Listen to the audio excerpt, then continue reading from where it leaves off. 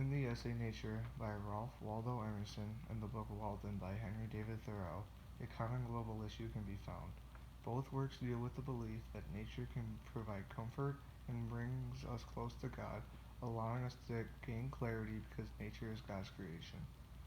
The first piece of evidence that relays this global issue from Walden is a rhetorical question. Thoreau talks about if a man is to grieve, he should be able to find comfort within nature. He justifies this by asking the question, am I not partly leaves and vegetable mold myself? On page 113. Thoreau uses the rhetorical question to offer the insight that humans are physically connected to nature. The question is not meant to be answered, but for the reader to ponder about how we were originally conceived in conjunction with the leaves and vegetables. Humans are physically connected to nature because we were created from it. God used the same molds that were used for the rest of his creation on us as well. Thoreau uses this question to give reason to why nature is an essential, serene, and enlightening place for humans to utilize. The next literary device that Thoreau employs within Walden is repetition.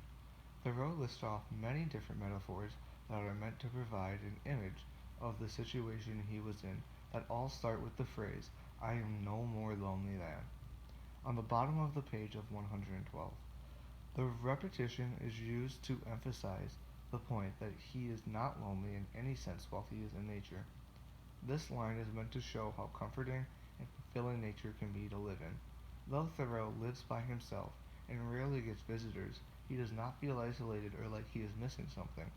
All of his human contact was able to be replaced by nature. Another literary device found within this extract of Walden is personification. Thoreau describes nature and the seasons, stating the indescribable innocence and benevolence of sun and wind and rain, such health, such cheer, such sympathy have they ever with our race, on page 113. Thoreau uses human characteristics to give a more vivid image of how we are intertwined with nature. Thoreau used positive traits to describe nature. He did not call nature harsh, unforgiving, or deadly, which is all descriptors he could have used if he were looking at nature through a different perspective. Instead, he uses terms that show nature in a way that seems welcome to all who are willing to enjoy it, and will take care of them and even keep them company if they give it a chance. Nature, by Emerson, like Walden, describes nature in the same way. Emerson is talking about the versatility and power of nature when the first piece of evidence is found. Emerson uses the paradox, I am glad to the brink of fear. This paradox is used to invoke deeper thinking in the reader while at the same time providing insight on how Emerson feels about nature. Nature provides a feeling that is unlike anything else. It brings Emerson so much joy and comfort that it feels unreal. Everything feels too perfect to him. He is scared it is nothing but a facade and something horrible is supposed to happen.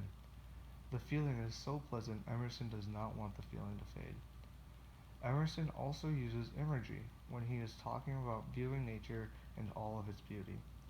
Emerson states that within these plantations of God, the use of the word plantation gives the reader an image of a massive plot of land. The use of God gives the vivid image of something magical and divine. Putting those two together creates the image of nature being something that is beautiful and surrounds us all.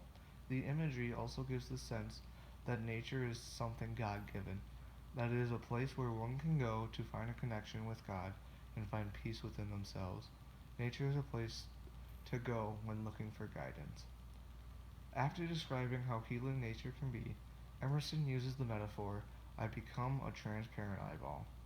Emerson is comparing himself to a transparent eyeball when he is out in nature. He is able to take everything in and truly enjoy nature. The eyeball has sort of a mystical meaning in some cultures, such as ancient Egypt, so it could represent a transcendence into a divine nature that cannot be achieved in any other way. Being transparent means there's nothing to hide, So in nature, he is able to let go of all of his worries and he is able to start again. He can become transparent with everyone he interacts with. In conclusion, both works provide the reader with the idea or belief that nature can provide comfort and brings us close to God, allowing us to gain clarity because nature is God's creation.